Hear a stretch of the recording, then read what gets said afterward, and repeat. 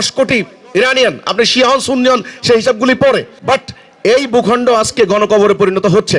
আধুনিক এই যুগে ভেনেজুয়েলার মতো একটা প্রেসিডেন্টকে, স্বাধীন রাষ্ট্রের প্রেসিডেন্টকে রাতের অন্ধকারে তুলে নিয়ে যাওয়া হয়, আরেকটা রাষ্ট্রের সর্বোচ্চ নেতাকে যখন বোম মেরে হত্যা করা হয়, তখন আমি ভৌগোলিক স্বাধীনতার কোনো অর্থ খুঁজে পাই না। আমি মানবাধিকার, রুল অফ ল, মানবতার কথা, জাতিসংঘের কথা, জাতিসংঘের আর কোনো যথার্থতা আমি আর খুঁজে পাই না। আপনারা জানেন যে অ্যাপস্টেন ফাইলস অলরেডি প্রকাশিত হয়ে তাদের যে কদর্য চরিত্র তারা প্রকাশ করেছে। এই কদর্য চরিত্র মুসলিমদের কল্পনা করা যায় না। দুইটা বিশ্বযুদ্ধ মুসলিমরা করে নাই। 14 কোটি বনি আদম তারা খুন করেছে।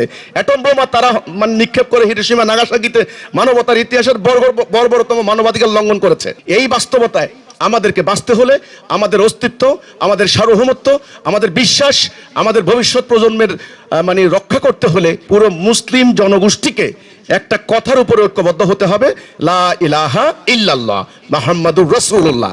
আমি আল্লাহর বিধান ছাড়া কারো বিধান মানি না। এই কথা কে শিয়া, কে সুন্নি, কে শাফি, কে হাম্বলি, কে হানাফি, ডাজন্ট ম্যাটার।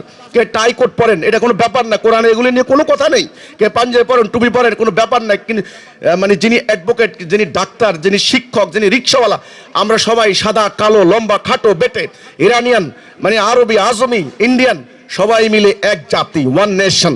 আমাদের কলেমা একটা, আমাদের নেতা হবেন একজন, আমাদের কেবলা কাবা একটা, আমাদের কোরআন, আল্লাহ এক, পুরো একটা জাতি, একটা উম্মাহ। এই ঐক্যবদ্ধ জাতিসত্তা তৈরি করতে হবে।